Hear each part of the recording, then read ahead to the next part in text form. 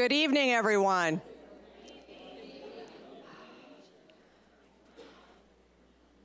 Super. Good evening, welcome. My name is Lori Chesley, and I'm proud to be the provost at Grand Rapids Community College. Thank you all very much for being here this evening. On behalf of President Steve Ender and all of us here at the college, I want to welcome you to our campus and to the 2015 Literacy Summit. It is fantastic to have nearly 200 participants at this event tonight, over 100 of them teachers. This is just one of many outstanding events that the Literacy Center of West Michigan hosts every year.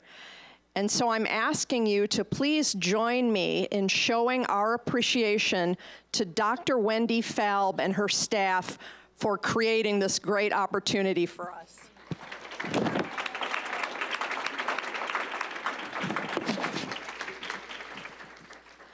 GRCC is proud to be one of the co-sponsors tonight, along with WGVU and Grand Rapids Public Schools. All of us who have a role in this event, supporters, organizers, participants, understand the power of literacy to change individual lives and thus the local community and thus the world. Again, thank you very much for being here this evening. I'd like you to please join me in welcoming our good friend at GRCC and a good friend to the Literacy Center of West Michigan, Dr. Teresa Weatherall-Neal, the Superintendent of Grand Rapids Public Schools.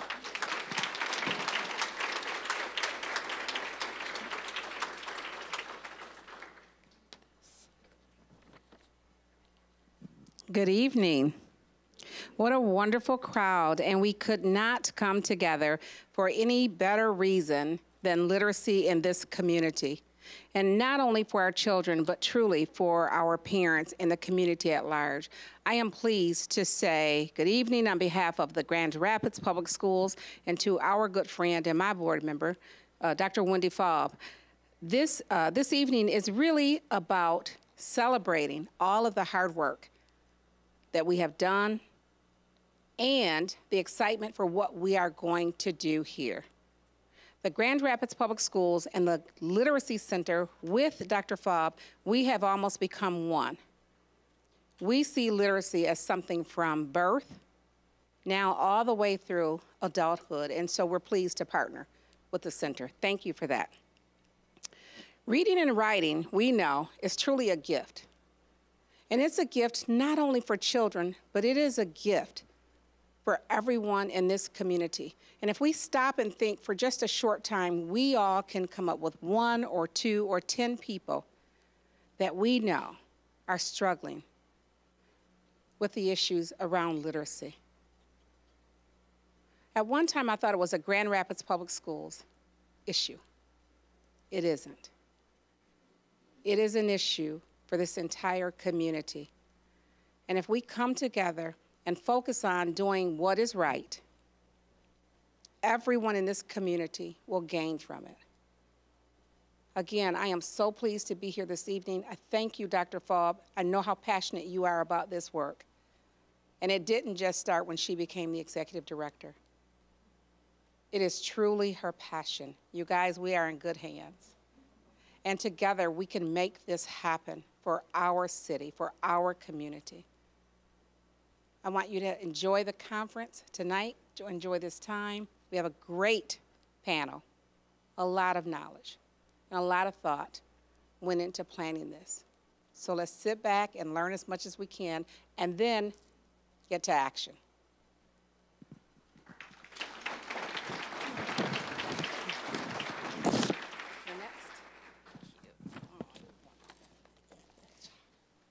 I didn't expect all that. Thank you, Dr. Chesley, and thank you, Superintendent Weatherall, Neil. I want to thank you both for, I want to thank GRCC for their generous hosting of the event, and GRPS for their sponsorship of the event.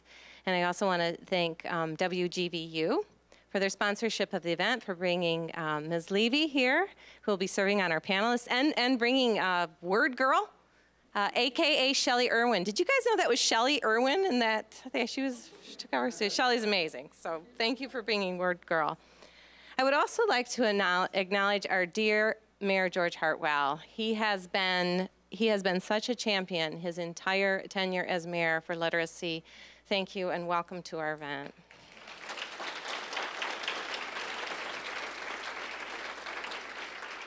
It is my privilege to introduce somebody else to you tonight. We have a new rock star at the Literacy Center, Kaylee Moreno.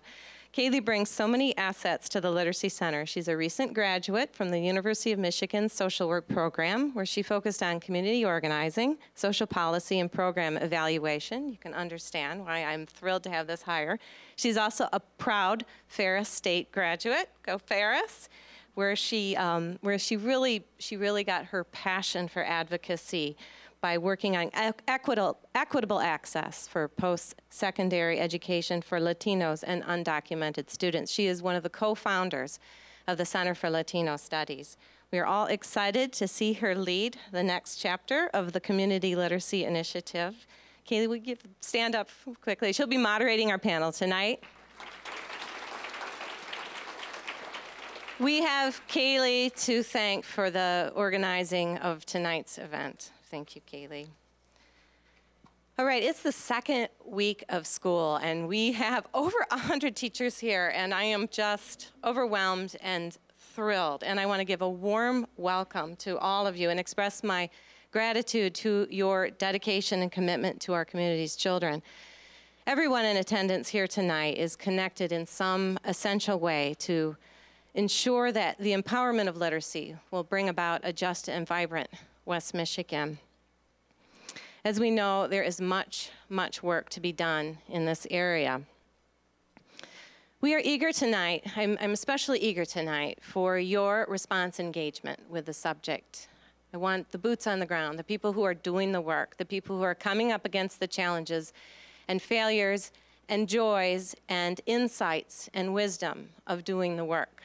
So it is really important that we get your feedback. So on the chairs, there's a little note for suggestions for a call to action. It is our aspiration that we have a concrete outcome from tonight's event, and that by collective wisdom in response to this, we might identify a call to action and put in steps toward that.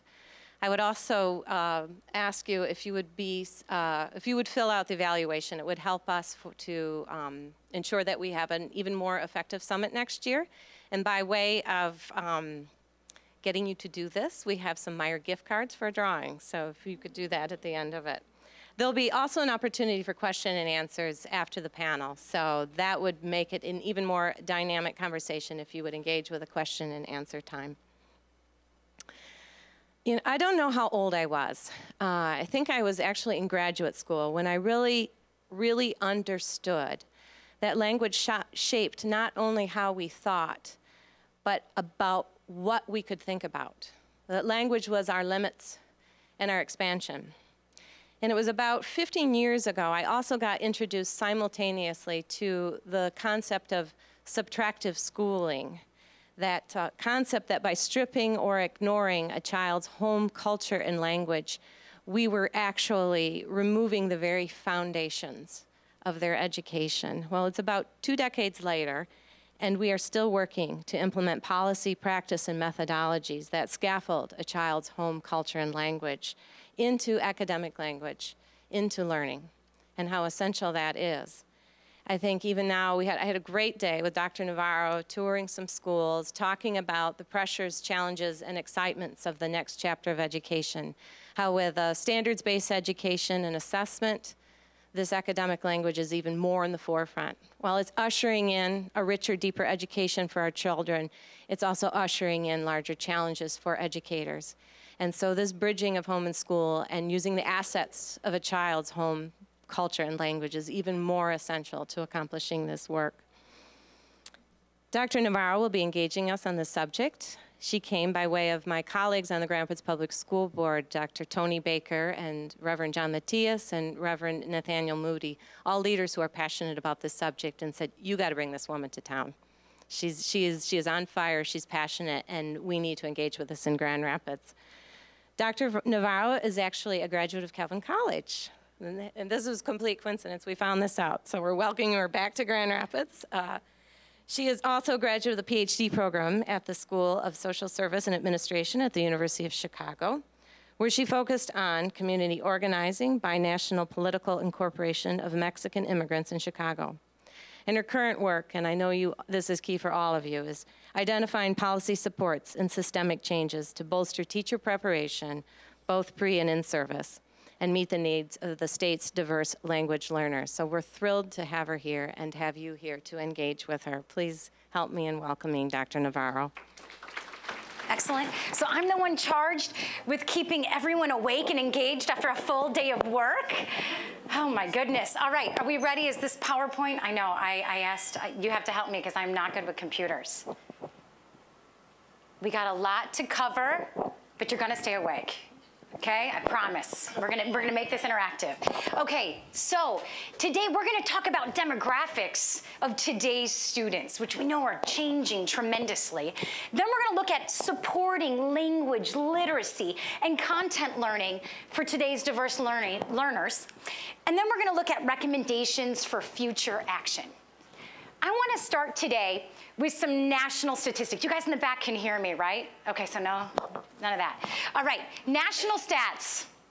Students from immigrant families will account for all the projected growth in the student population from 2005 to 2020. That's amazing, all of it. And it's largely coming from the Latino community, but it's also coming from Asian. And when we say Asian, we know that's really diverse. African American and white student populations have actually been in decline. So the growth is really coming from the birth of immigrants. Again, this is throughout the nation now. 1 in 4 children speaks a language other than English in the home. But I'm like squeaking, right? It's like I can't move too close. But we know these are varied contexts. It could mean that all the family in their community speaks a language other than English. It could mean the entire family speaks a language other than English, but the community is English dominant. Maybe it means some family members speak the home language, right? The grandparents, the parents, but the kids more comfortable in English. It could mean all the family members are fluent in the home language and in English. So that's really varied, right?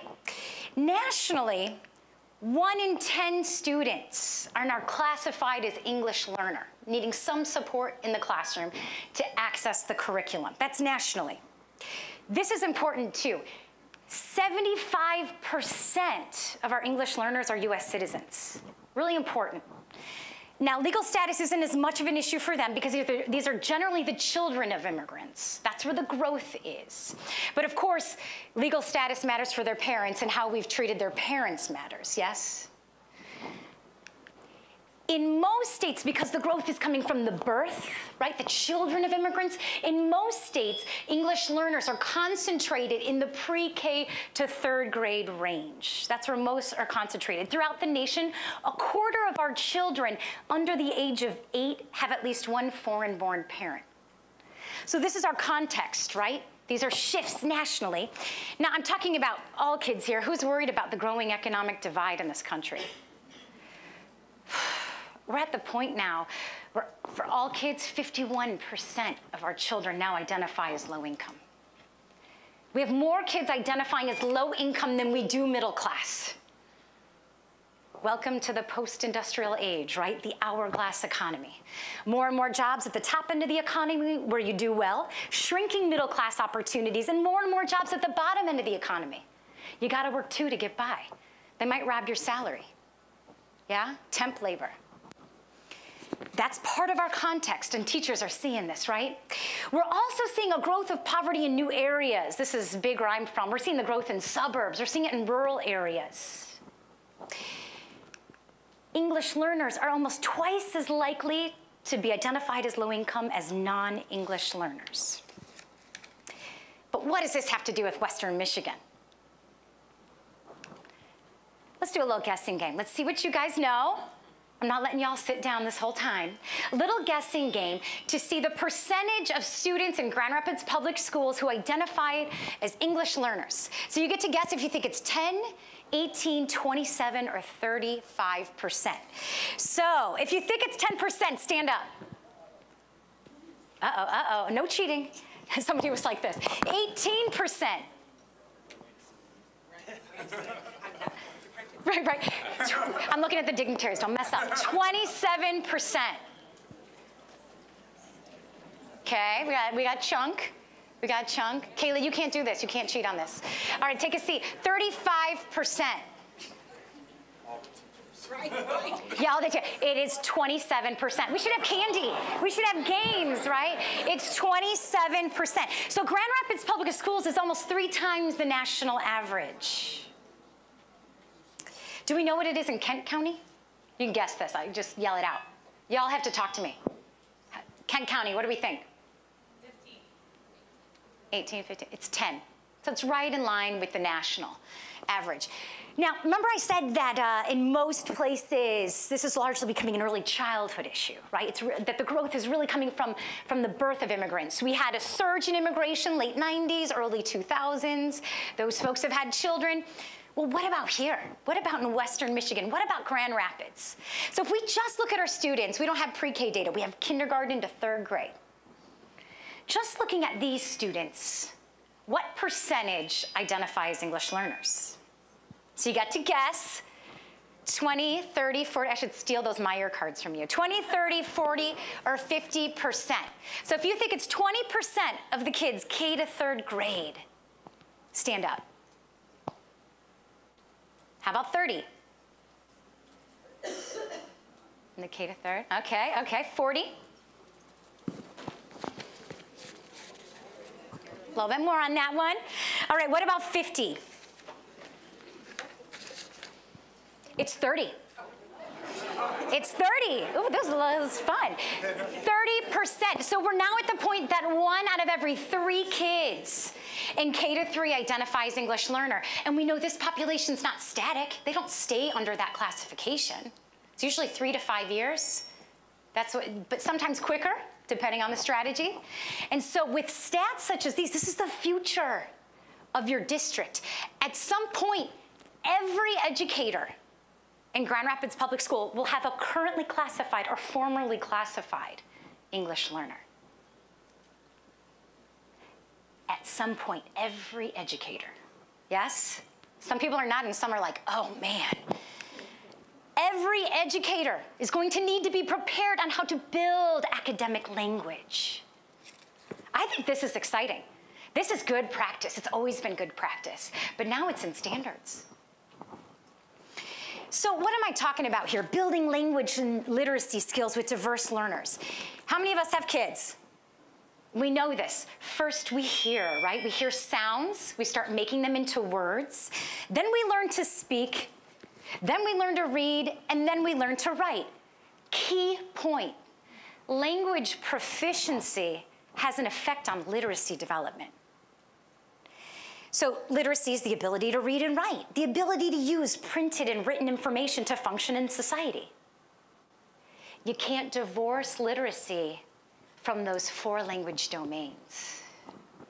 So it's important to remember for all our kids, our pre-literacy experiences begin at birth.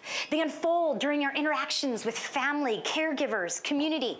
Even after a child knows how to read on their own, you want to continue to read to them out loud, right? At a level just beyond their current reading level.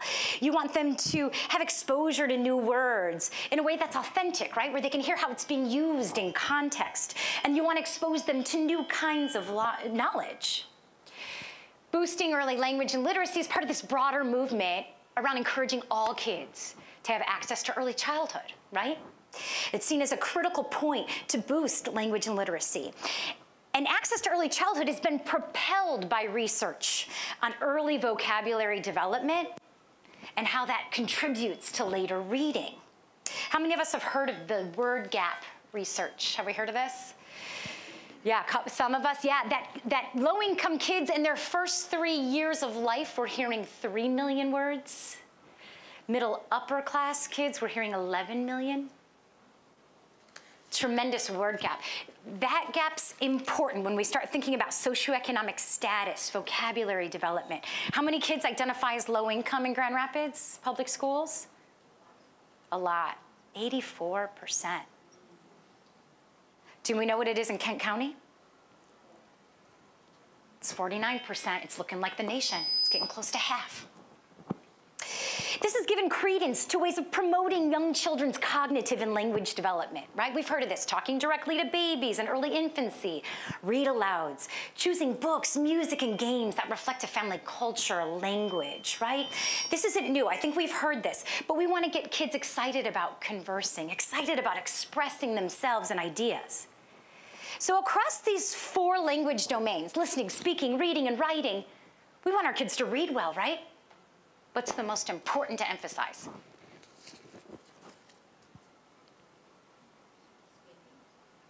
Right, you said writing? Come on, teachers, you didn't fall asleep on me. It's too early. What do we want to emphasize? Want them to read well.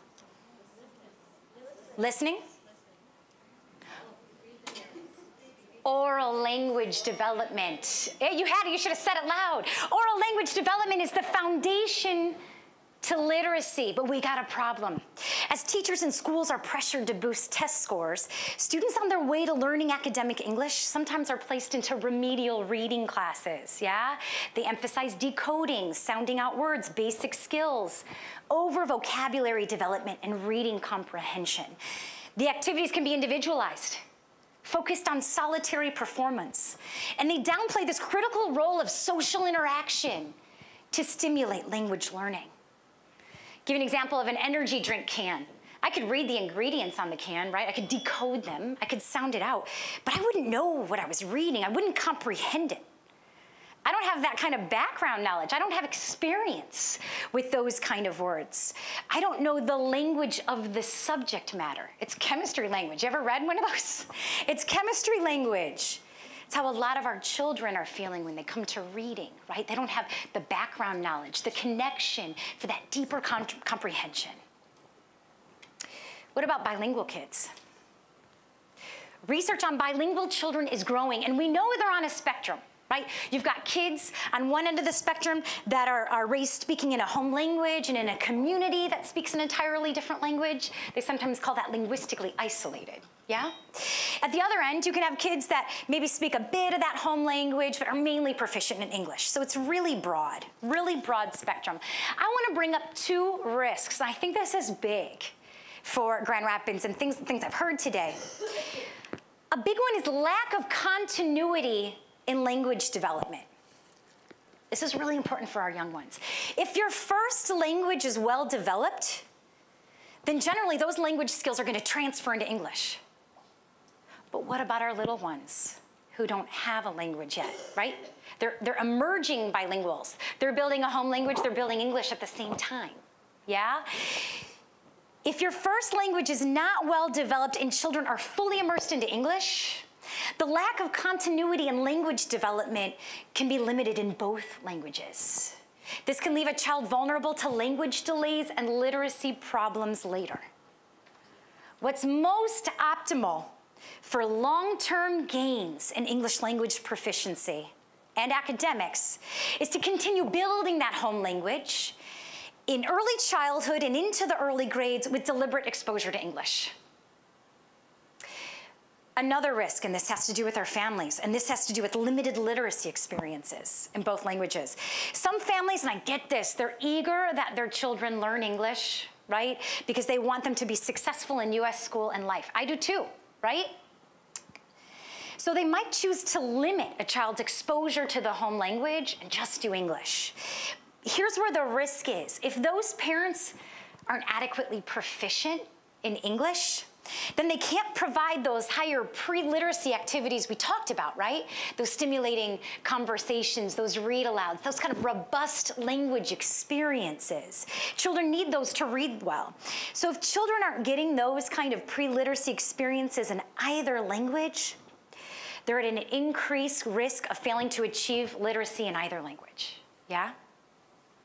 We really need to help parents understand their role in building language and literacy. Now, I want to look firsthand. How does language and literacy matter for content area learning? Does it matter? I'm going to do this in math. Does math have anything to do with language and literacy? Totally, especially the new math, right? The new math coming out with the new standards, totally does. And I want to draw your attention to this key difference that matters for all our kids, key difference between social and academic language. I want all of us to be thinking about how we're building academic language along with content. But I want, keep this in mind. For English learners, the research shows that they gain a social level of English, a conversational everyday English, 1 to 3 years. Academic language, 5 to 7. So keep that in mind as we look at this. I'm going to look at excerpts from a book. Margot Gottlieb is lead developer at WIDA, Personal Mentor of Mine. This is a great resource. She's got a series out. It's got really specific classroom examples that look at math, that look at language. And so keep in mind, I'm getting a lot of excerpts from this resource. This is a 4th grade classroom. This is a teacher who is deliberate about assessing the language demands of the task. Here's the teacher. How do we find out mean? That's another one of those multi-meaning words, isn't it? Am I talking about an attitude when I talk about the mean for numbers? No. Whether someone is nice or mean? No. What am I talking about? I'm looking for the mean value. She assessed the language demands. This is just one of the many words that have a different meaning in math than they do in everyday conversation. Hear me out. Think of these words. Think what they mean in everyday conversation and then what they mean in math. Table. Column. Product. Operation. Is your dad having an operation? Set. You gonna set it down or give me a set of numbers? Help me out. Give me all the words you can think of to mean addition. Talk to me. Plus, add, combine, altogether, sum, increase, in all, total. International data shows our kids aren't struggling when it comes to basic calculations. They struggle with the word problems. There's a vivid difference between social and academic language. Academic language is central to schooling and one of the most important factors to influence academic success for all of our kids, yeah? All students have to develop academic language. But we need to be considerate, what does this mean if you're learning English at the same time as content? Teachers need to be aware of the language of the content they're teaching. There's a language of math, there's a language of science, there's a language of social studies. More and more school leaders are starting to recognize that academic language building needs to be a central curricular focus. Okay, another one. Same pronoun is used to refer to different subjects. Can you guys see this back there? Okay, suppose you and 3 friends buy a large pizza. You each pay with a $5 bill. The pizza costs $12.75. You will also pay 83-cent tax on the pizza. How much change will you and your friends get? That could be confusing, right? In English language arts, a student might be able to get the gist of a story through titles, pictures. Math? You're not getting that kind of help, right? Now, can we see how this problem might be easier to understand if kids were acting it out in a group? You and your friend, yeah, we could see how that could work. What if we grouped together kids with different levels of math understanding, different levels of English language proficiency? Children could hear how the language of math is authentically being used in the action of problem solving. Don't give me some boring word wall where you're pulling words out of context. We build the language of math through the action of problem solving. Learning is social. The group could include students of the same home language background. Maybe they turn to each other and they talk it out in their home language, and then they transfer that information back to the group. Learning is social. Doing this by yourself is a solitary exercise on a worksheet. Not only difficult, it's boring. It's boring. Really important. Teachers have a critical role in building the language of math along with the content. Where we get into problems is when we start to dichotomize language learning and content learning. This is an issue with a lot of our kids, where a teacher will dumb down or simplify the language so the kids can access the content. Well, let's just deal with the calculations. Let's not bother with those, right? We're making it easy. You can't learn what you're not exposed to. We need to be building language, the language of math, along with the content. Another one, how many bilingual ESL folks do I have here? We know this one, where we push English language development at the expense of building content. Yeah? Let's drive that English. We're gonna fix their English first, and once we fix it, then we'll do the content. No? That doesn't happen? It's a remedial approach where we try to cure ELs of their language deficiency, rather than recognizing, wait a second, that home language can be a resource, can be an asset for building academic language. What happens to our kids when we do that, when we push that English? Remember, in 2 to 3 years, those kids can get a quick social English. Oh, listen to that student, she is just speaking so well. She's speaking so fluently, I don't even hear the accent. Well, she doesn't need that bilingual program. All that Spanish, it's just crowding out her English. She's got a great social English. What happens over time to these kids? They move out of services, they move out of supports, and over time the academic achievement lingers. Why? They don't have the academic language and content to thrive in that gen ed classroom. Everyone's quiet. No? Yeah? Controversial stuff I'm bringing up. 2 different yet simultaneous goals need to be always going on. Cultivating language development, right? This is important for everybody. Providing access to deep content. Both need to be going on, and that content might be better accessed in the home language.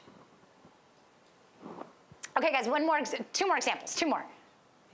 Math teachers are teaching prepositions. 1 word is being changed here. 6 divided by 12. 6 divided into 12. Right? 1 word. Are teachers teachers of language and math? Give me another one. I want you guys to help me with what you think is throwing kids off on this word problem. On Saturday, 203 children came to the swimming pool. On Sunday, 128 children came. How many more children came to the pool on Saturday than on Sunday? How many more? Everybody says it's how many more. They did the read aloud with the students. It wasn't how many more. Guess again. Huh? Then. Yeah. My husband, his first language is not English. Ooh, he could pick up that on seconds. Then. Anyone here from the South? Nobody? Ask folks from the South to say than, say then. Sounds really familiar, really similar, right?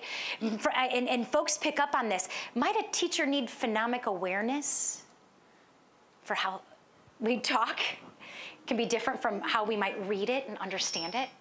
Think of all these words that sound similar. Pin, pen, keys, kiss. My husband struggles with beer and bear. But they're very nuanced sounds, right? Don't mess that up, right? Don't mess that one up. But let's be really clear on this problem. Students didn't misunderstand the operation. They misunderstood the language being used. Can you see how you would treat this differently if it was then? All teachers are language teachers.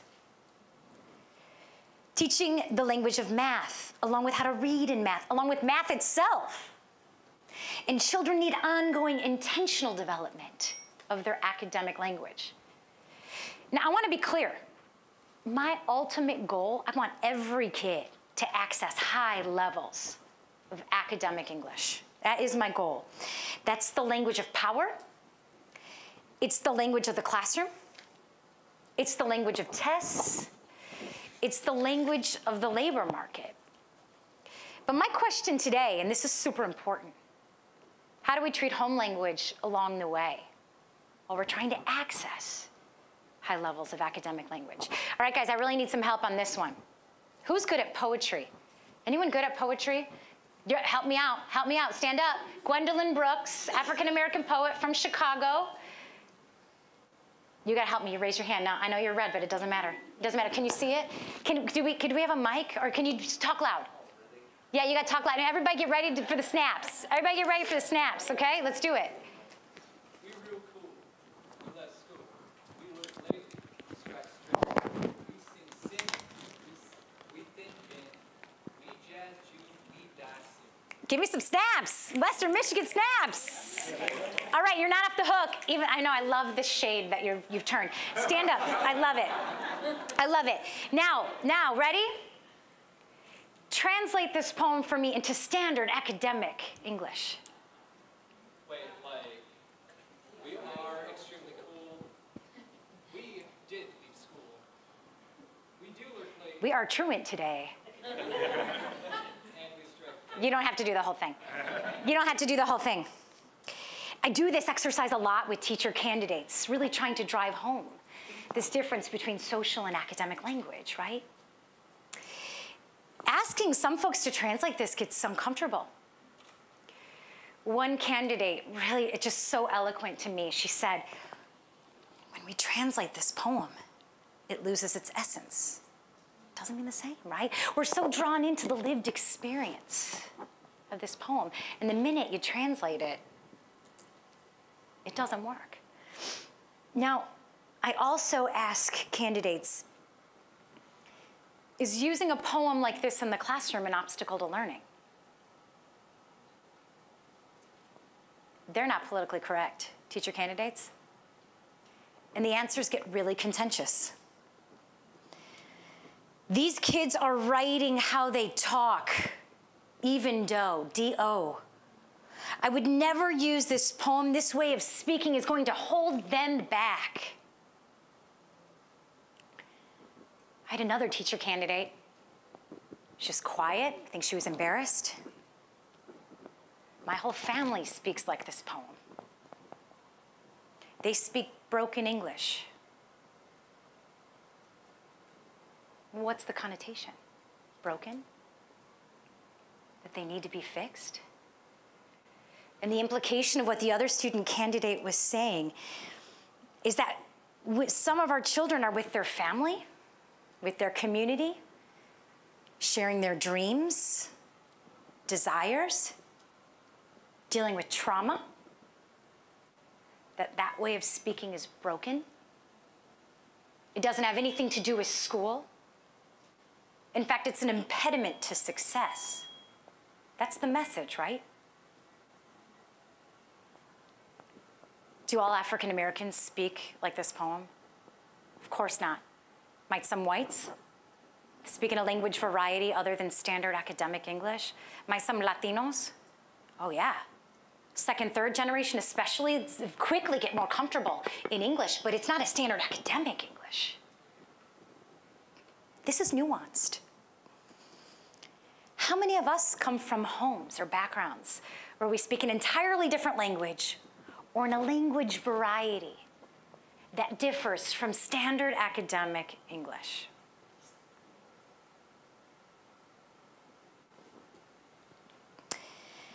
Geography, socioeconomic background, race, culture. All these nuances are often crystallized in the way we speak. Our language, the way we speak is it's like so connected to our identity. My husband's a dark Latino man, and we were out with some friends, and I think when they saw him, I don't know if he made him uncomfortable or what, but he was raised where he was able to attend bilingual schools. He speaks a great standard academic English. And somebody said, oh, you're not as foreign as I thought you'd be. I think people do this all the time. They were just dumb enough to say it out loud. But I think we look at people, we make one assessment, and then when we hear them, we make another. What does this have to do with the classroom? Does this have anything to do with the classroom? Lily Wong Fillmore, she's from UC Berkeley, well known. Yeah, Catherine Snow, literacy specialist, Harvard. Long time ago, they wrote an article on what all teachers need to know about language. And there's an excerpt here, it's an interaction between student and teacher. We don't know the race, we don't know the culture, we don't know the background here. The focus is on language. I don't know if we're giving enough attention to language, and it's so tied to learning. Student, excitedly, Ms. Jones, you remember that show you told us about? Well, me and my mama, and the teacher interrupts with a warm smile. Bernadette, I'm sorry, start again. I just can't understand you. The student gets confused. Well, it was that show, Me and My Mama. And the teacher interrupts again with a warm smile. Sorry, but I still can't understand you. The student starts getting put off, right? Teacher says, now Bernadette, first of all, it's Mrs. Jones, not Ms. Jones, and you know it was an exhibit, not a show. Now, haven't I explained to the class over and over again that you always put yourself last when you are talking about a group of people and yourself doing something? Therefore, you should say what? She says, my mama and me. Teacher gets exasperated. No, my mother and I. Now start again. Student says, you know, wasn't nothing. Totally disengaged. And I hope after this discussion of how important expressive language is, that we're thinking of all the different ways we would have handled that situation, the way we would have opened that student up to talking and expressing herself. The way we would have introduced the word exhibit in a natural, authentic way so she would have heard its meaning. She could have connected that word to her own background. Later, when she saw that word in the text, she could get excited about it. She could be drawn to that reading, right? It linked to her background knowledge. Not like me reading that energy drink can. This would connect to her life. What else was missed there? I hear an involved parent taking her kid to a show. All these resources, yeah? All these opportunities for learning. Totally missed because that teacher was viewing that child through a deficit lens, right? Her language needed to be fixed. Kathy Snow and Lily Wong Filmer, they say what we need is, quote, a recognition of how language figures in adults' perceptions of children and how adults relate to children through language is crucial to understanding what happens in schools and how children ultimately view schools and learning. Language is critical, critical. High levels of academic language, it's obvious they're not reached by putting down home language and culture. Students need to feel like they're part of a community of practice, and their home language and culture are fundamental resources, components for that process. The goal needs to be on how these homeschool connections are cultivated, and language has to be seen as a resource, not an obstacle to learning. But I think there's this fear that if you legitimate where people come from, you legitimate this home language, I think there's this fear that people stay there. And when kids, I think it's the opposite, when they feel accepted and like they have the resources to achieve, that's where growth can happen.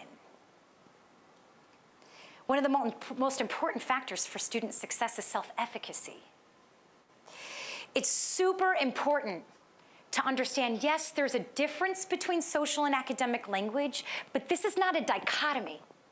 We don't have separate language systems. You don't have your everyday language over here and your academic language over here, and if the everyday gets too big, you'll never get to the academic. That's not how it works.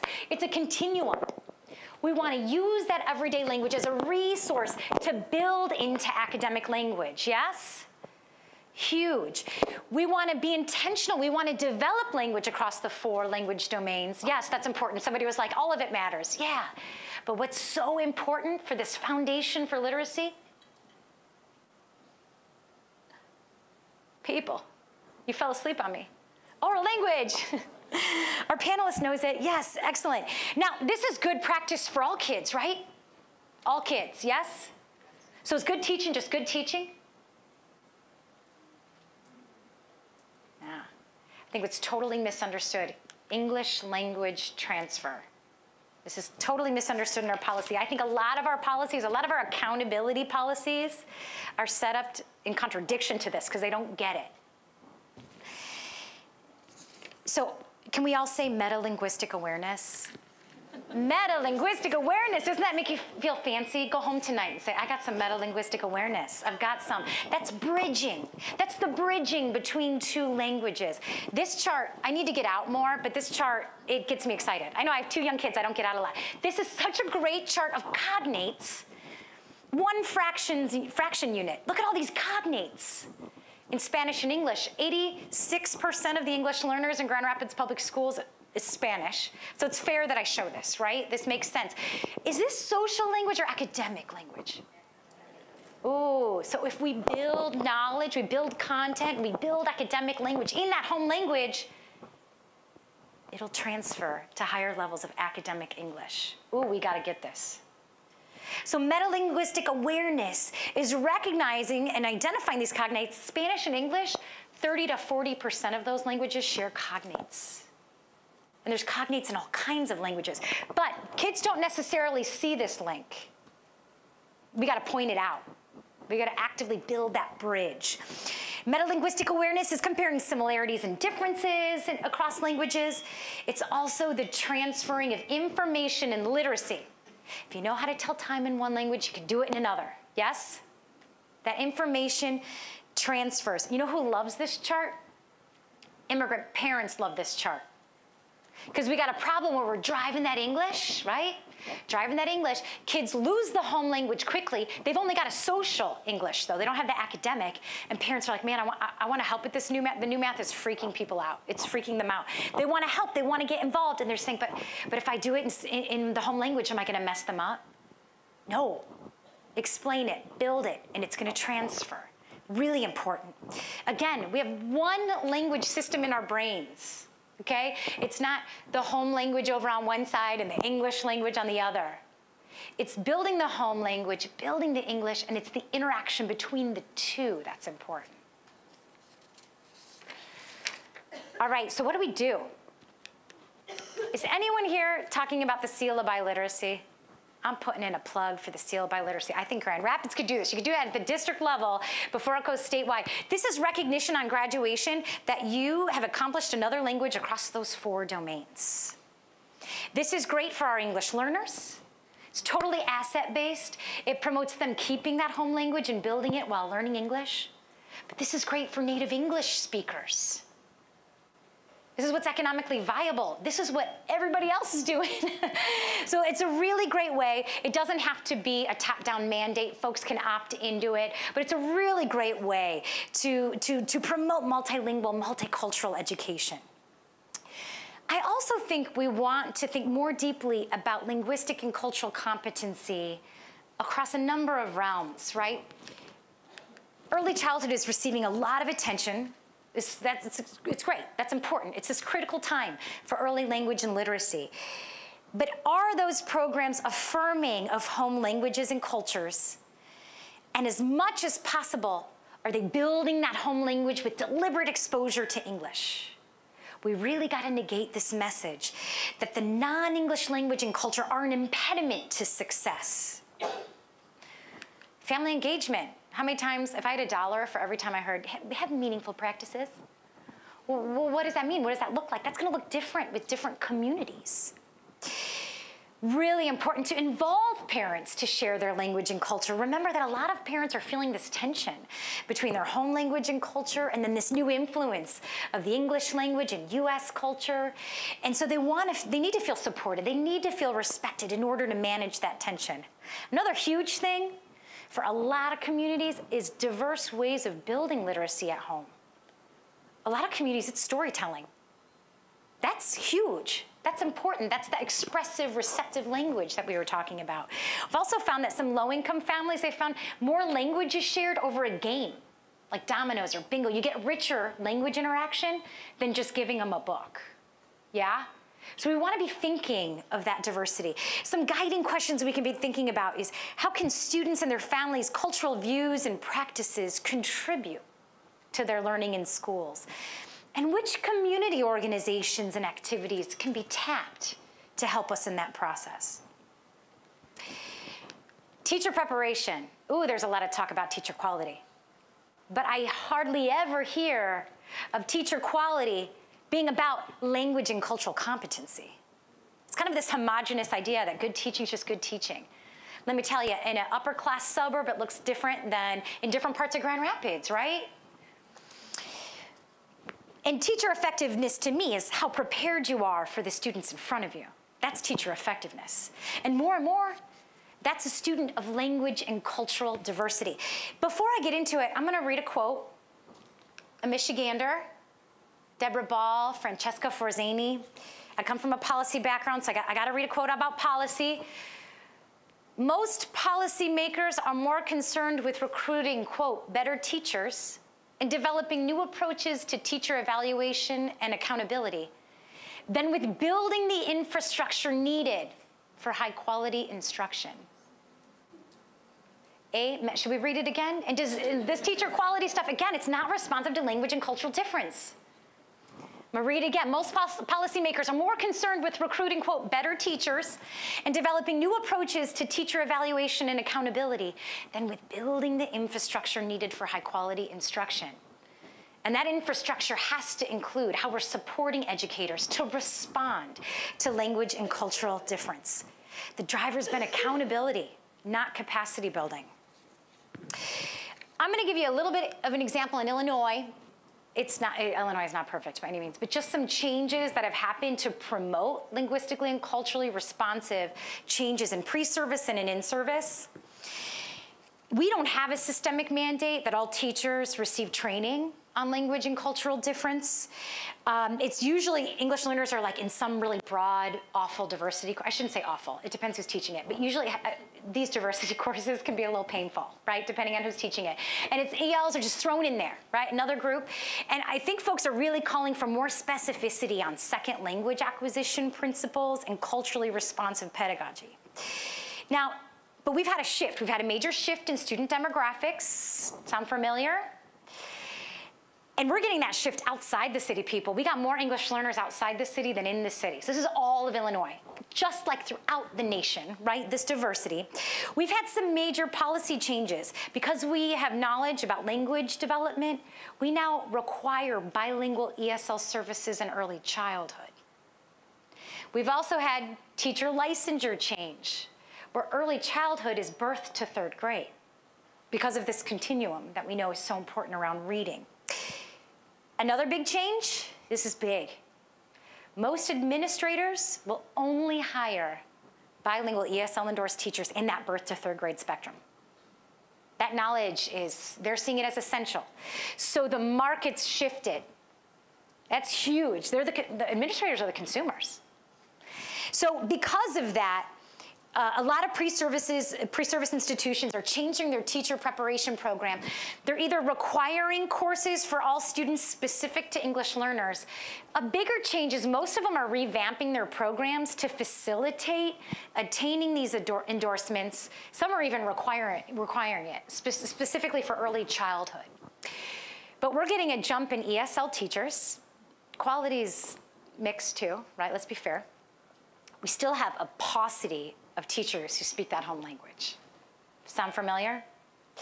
So a lot of that work at the policy arena is really a lot of focused work on 2- and 4-year college articulation agreements. That's where it's at.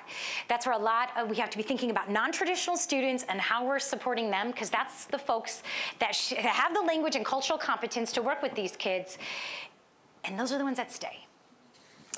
So that's where a lot of that work is at. Now let's talk about, and another, this is kind of nascent. We just got our seal of biliteracy, so there's conversation, but it hasn't gone anywhere yet. How can we entice folks who received that seal of biliteracy to go into teaching? There's some conversation. It's super nascent.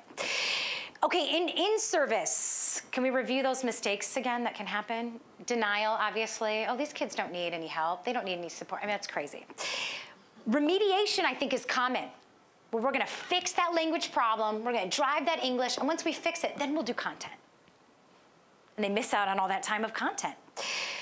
Another huge, huge problem, delegating.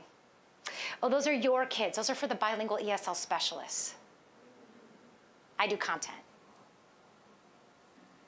We know that's happening, yeah? So ongoing professional development is huge, and some of my question is, how are schools leveraging the local knowledge they have in their bilingual ESL specialists.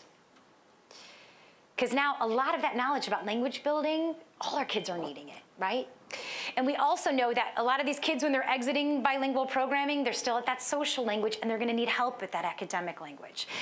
Also, this kind of a focus on academic language really begs for collaboration in our leadership teams with bilingual ESL specialists, right? And that these are all of our kids.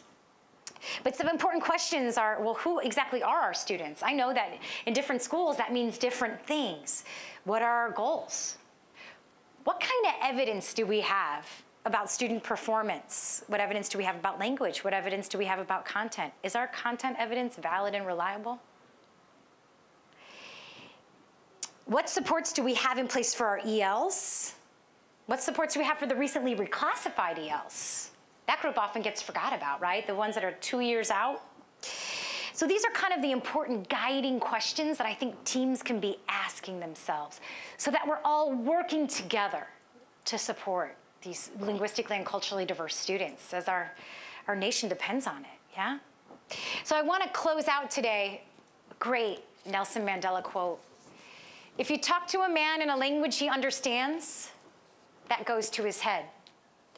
If you talk to him in his own language, that goes to his heart. So I'm excited about a really great panel and conversation. Thanks so much.